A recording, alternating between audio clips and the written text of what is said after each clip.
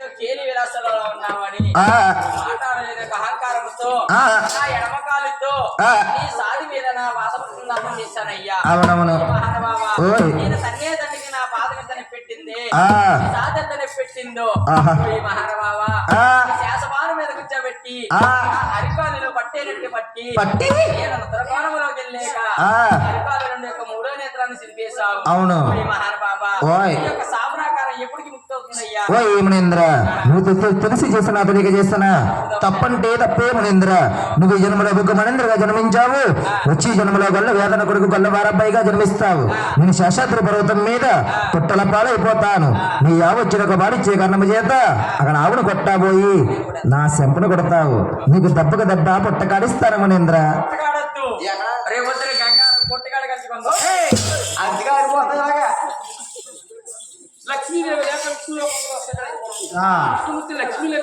తప్పించిపోతా ఉన్నాడు. లక్ష్మి ఎక్కడికి వెళ్ళు అమ్మా నా లక్ష్మి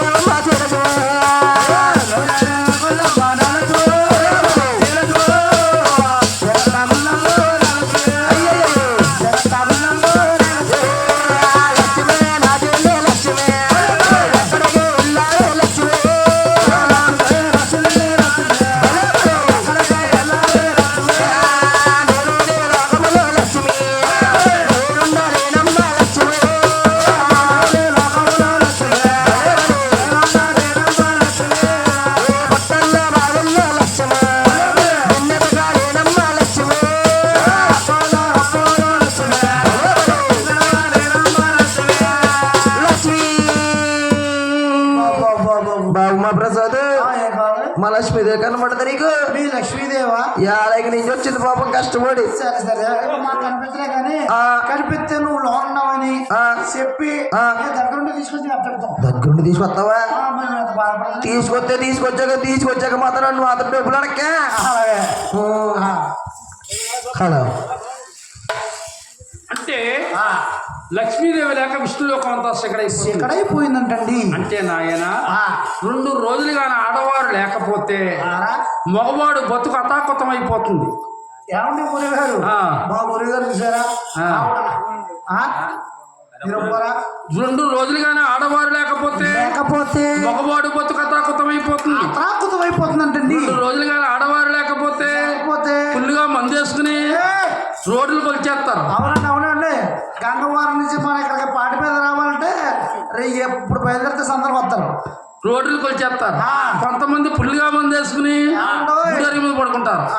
కొంతమంది పుల్లిగా మంది వేసుకుని ఆడవారు లేకపోతుంది తనర్థం వచ్చేస్తుంది. కొంతమంది పుల్లిగా మంది వేసుకుని ఈ కొబ్బరి తోటలో పెంకితిరాజు వెళ్తారండి. ఈ కొబ్బరి తోటలో పెంకితిరాజు వెళ్తారు. అర్థం పెరిగిపోతారు. అర్థం పెరిగిపోతే అర్థం వస్తుంది. అంటే 2 రోజులుగా ఆడవారు లేకపోతే మగవాడు బతుకు కథాకథం అయిపోతుంది. కుతలం అయిపోతుంది. ఎవరు తిన్నా కష్టం, కడపోతే సతలు తిన్నాయేమో వాళ్ళే కడుక్కోవాలి. ఎవళ్ళ బట్టలు ఆలోచుకోవాలి. వాళ్ళే ఉతుక్కోవాలి. ఆనాడు అటువంటి భగవంతుడు కూడా చూసారా, నాయన వాళ్ళ కోసం నువ్వయ్యా యాతన పడిపోయావా, వాళ్ళ కోసం నువ్వయ్యా యాతన పడిపోయావా, వాళ్ళ కోసం నువ్వయ్యా యాతన పడిపోయావా, వాళ్ళ కోసం నువ్వయ్యా యాతన పడిపోయావా. ఆ లోకం విడిచిపెట్టి ఈ లోకం వచ్చావా, ఆ లోకం విడిచిపెట్టి ఏ లోకం వచ్చావా. నాలా బాలుడు అందరికీ దేవుడు, నాలా బాలుడు అందరికీ దేవుడు. పల్లెలే గోవింద, పల్లెలే గోవింద, వెలుగుతాడు ఉన్నాడమ్మే గోవింద, వెలుగుతాడు ఉన్నాడయ్యో గోవింద. వాళ్ళ కోసం నువ్వయ్యా యాతన పడిపోయావా, వాళ్ళ కోసం నువ్వయ్యా యాతన పడిపోయావా. ఆ లోకం విడిచిపెట్టి ఈ లోకం వచ్చావా, ఆ లోకం విడిచిపెట్టి ఏ లోకం వచ్చావా. అందాల బాలుడు అందరికీ దేవుడు, అందాల బాలుడు అందరికీ దేవుడు. రాళ్ళ పల్లెలే గోవింద, రాళ్ళ పల్లెలే గోవింద, వెలుగుతాడు ఉన్నాడమ్మే గోవింద, వెలుగుతాడు ఉన్నాడయ్యో గోవింద. సద్రి పర్వతము పైకంట ఎల్లేవా, సద్రి పర్వతము పైకంట ఎల్లేవా. నా చెట్టుల కింద సింకలు మూలేసేవా, నా చెట్టుల కింద సింకలు మూలేసేవా. ఆయాకు వియ్యాకు రాలు తాలున్నాయా, ఆయాకు వియ్యాకు రాలు తాలున్నాయా. అల్లవారిన కోడాలే గోవింద, గోవింద. పొట్టాలేసే అయ్యయ్యే గోవింద, పొట్టాలేసే అయ్యయ్యే గోవింద. అల్లవారిలో పుట్టలేసేసినాయి. పుష్పలో ఉండే విష్ణుమూర్తి లక్ష్మిని తప్పించిపోతున్నాడు. ఇక్కడ ఎలాగుండగా బ్రహ్మదేవుడు కొడుకు నారదాముని వారు తిరులోక సంచారం తిరుగుతా బెమ్మలోకి వచ్చాడు. అప్పుడు బ్రహ్మదేవుడితో నారదుడు అంటున్నాడు, యావండి మా చిన్నాన్న పుట్లైపోడు, లక్ష్మిని తప్పించిపోతున్నాడు. ఈ సమయానంద మీరు వెళ్తేనే మీ తమ్ముడు మీకు దక్కుతాడు, లేకపోతే మీ తమ్ముడు మీకు దక్కడండి అన్నాడు అని బ్రహ్మదేవుడితో నారదుడు చెప్పాడు. అప్పుడు బ్రహ్మదేవుడు నారదుడు కలిసి శంకరుడి దగ్గరికి వెళ్ళారు. అప్పుడు శంకరుడు నారదుడు కలిసి బ్రహ్మదేవుడు ఇలా ముగ్గురు కలిసి తపస్సు పట్టిన లక్ష్మీదేవి దగ్గరికి కొల్లాపురి దేశం మీద వెళ్తున్నారు.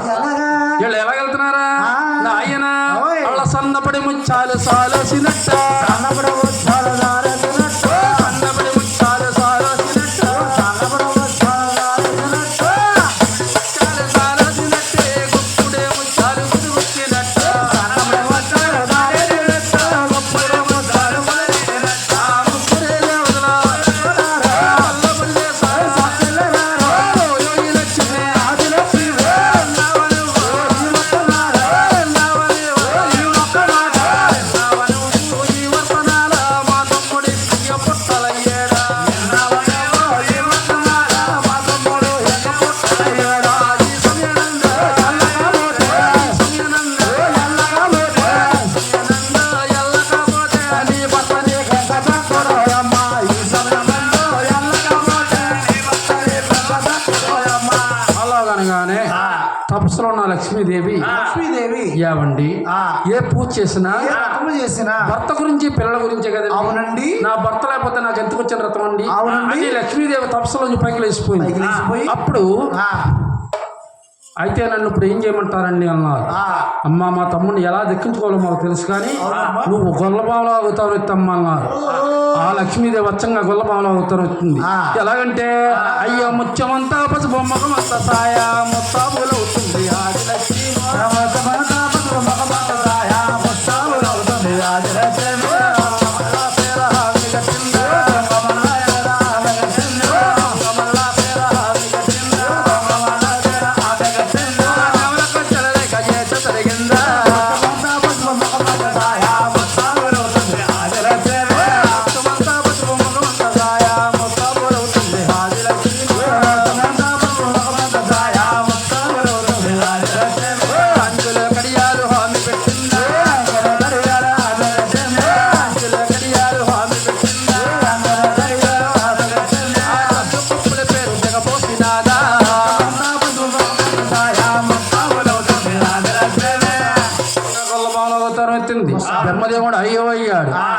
దూడయ్యాడు. అప్పుడు బ్రహ్మదేవుడు అయ్యో అమ్మా నేను పెద్దవాడిని కాబట్టి ఆవుతున్నాను, ఇగో శంకరుడు చిన్నవాడు కాబట్టి అవుతున్నాడు. ఆయన బంగారం కంటాడు అందించుకుని ఆవులు అవులంట. అయితే ఎంతో డబ్బు ఖర్చు పెట్టుకుని ఇల్లు కట్టుకున్నా కానీ ఆ ఇల్లు కట్టుకున్న వాళ్ళు వెళ్ళకూడదు. అవునండి. ఎంత డబ్బు ఖర్చు పెట్టుకుని ఇల్లు కట్టుకున్నా ఆ ఇల్లు కట్టుకున్న వాళ్ళు వెళ్ళకూడదు. ఇంకేదంటే ముందు ఆవు వెళ్తుంది, తర్వాత దూడ వెళ్తుంది, అప్పుడు మహావిష్ణువు ఫోటో పట్టుకుని ఇల్లు కట్టుకున్న వాళ్ళు వెళ్తారు.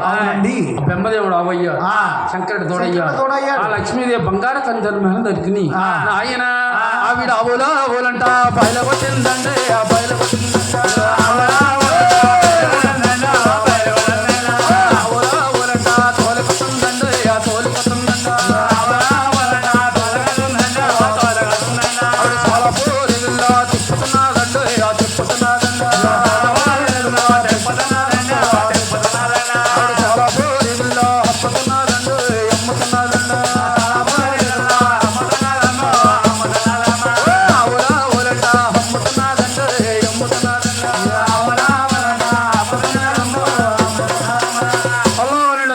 సోలాపురిలో ఆవులవులంటే కనిపిస్తుంది.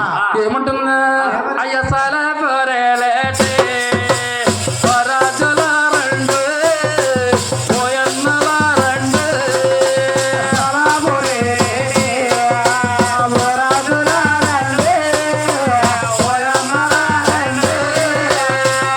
సక్కనయ్యావో ఈ ఊళ్ళో లేదండు ఇల మీద లేదండు